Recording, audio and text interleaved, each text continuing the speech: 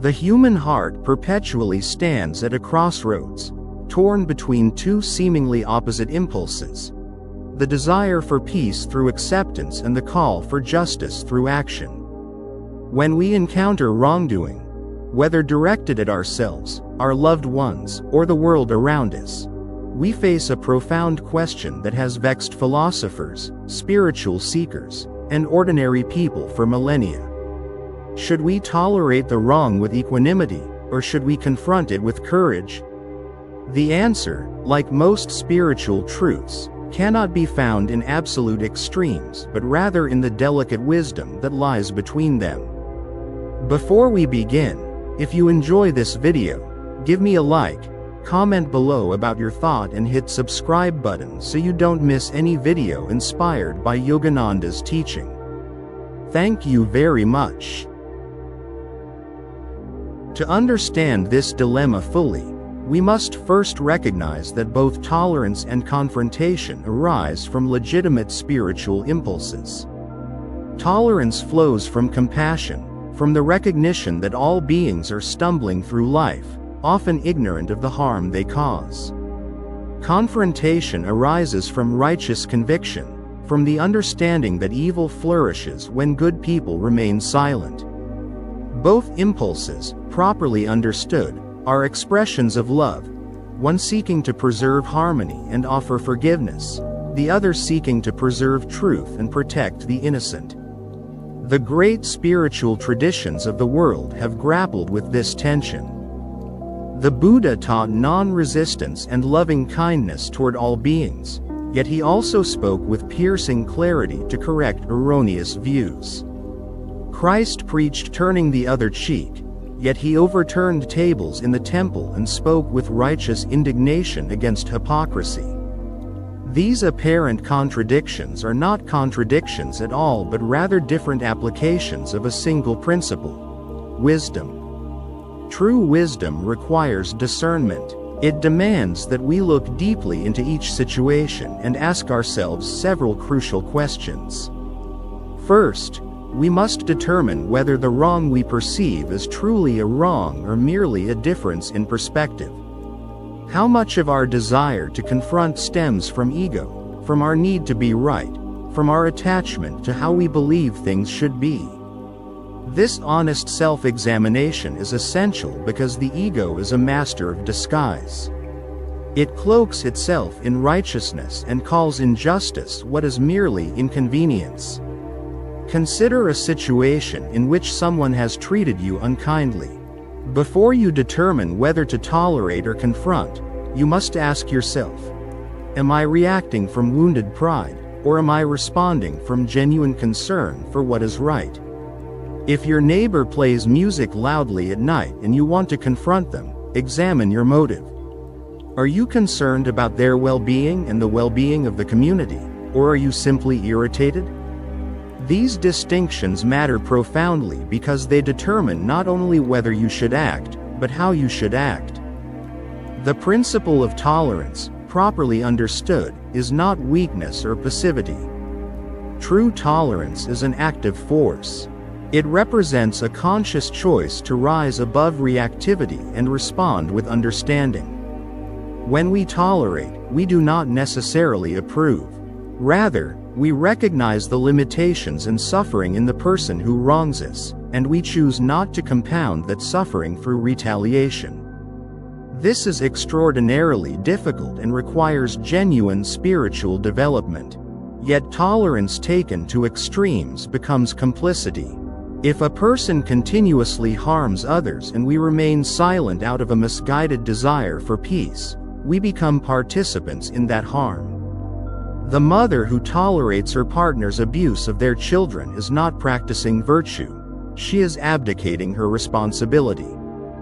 The citizen who remains silent in the face of systemic injustice is not maintaining inner peace. She is betraying her conscience. There is a vast difference between tolerating human imperfection and tolerating genuine wrongdoing that harms the innocent. Here emerges a crucial distinction that spiritual seekers must understand. We are called to tolerate the person while sometimes not tolerating the behavior. This is perhaps the highest expression of wisdom. We recognize the divine spark in every human being, no matter how obscured by ignorance or malice. We hold no hatred in our hearts, yet we simultaneously stand firm against actions that cause harm. This is not contradiction. This is the integration of compassion and courage. Consider how a loving parent responds to a child who misbehaves. The parent does not hate the child. Indeed, the parent's love may be stronger than ever. Yet the parent sets boundaries, administers consequences, and clearly communicates that certain behaviors are unacceptable. This is not done from anger but from love, from the desire to guide the child toward better understanding and behavior. In a similar way, we may need to confront wrong behavior while maintaining love in our hearts for the person committing it. The question of whether to tolerate or confront must also consider the likely consequences of each action. Sometimes confrontation, even when justified, may cause more harm than good. If you know that confronting a person will only make them more defensive, more entrenched in their wrongdoing, and more likely to harm others, then perhaps a different approach is called for. Perhaps patience, prayer, or working through intermediaries would be more effective. Wisdom requires not just that we act rightly, but that we act strategically, considering the actual effects our actions will produce in the world. This brings us to the question of timing and circumstances. There are moments when confrontation is absolutely necessary, when silence becomes complicity. There are other moments when tolerance and forbearance are the truest form of strength. The spiritual person develops the sensitivity to know the difference. This sensitivity cannot be reduced to rules or formulas. It must be cultivated through meditation, through prayer, through careful observation of life, and through genuine desire to serve the highest good rather than personal preference. In relationships that matter to us, with family, close friends, partners, the calculus shifts somewhat. When someone we love wrongs us or others, we have special responsibility to address it. To remain silent out of fear or discomfort is to fail in our duties to those we love. Yet even here, the manner of confrontation matters enormously. A confrontation conducted in anger, designed to hurt or humiliate, will rarely lead to growth or genuine change. A confrontation conducted in sorrow, with clear communication of how the behavior has caused harm and why it must change, stands a better chance of reaching the person's heart. The external wrong and the internal wrong also require different responses. When someone wrongs you personally, your primary spiritual work is often to release resentment and cultivate forgiveness. This does not mean you must allow them to continue wronging you or others. You can forgive completely while still taking action to prevent future harm. You can release anger while still being clear about boundaries and consequences. When wrongdoing affects others or the world at large, your responsibility may be greater. The fact that someone's actions do not directly harm you does not mean you have no responsibility to address them if you are in a position to do so effectively. The spiritual seeker must also grapple with the reality of power dynamics. It is far easier to preach tolerance to the powerless than to the powerful. If you are in a position where confrontation carries severe personal consequences, loss of livelihood, physical safety, or survival, the moral calculation changes. There is no shame in choosing tolerance when confrontation would likely destroy you. Martyrdom is not always called for, and survival itself can be a form of resistance. The wisdom lies not in rigid adherence to principle but in the recognition of reality and the preservation of your ability to do good. Throughout all of this, the spiritual principle that should guide us is this: act always from love, never from hatred. Act always from truth, never from delusion. Act always with humility about the limits of your understanding, never with arrogance that you alone know what is right. These three principles, love, truth, and humility, form the tripod upon which genuine wisdom rests. When you are uncertain whether to tolerate or confront, pause and go inward. Sit in meditation and observe your own heart. What is the true motive beneath your impulse? Is it coming from ego or from genuine concern for what is right?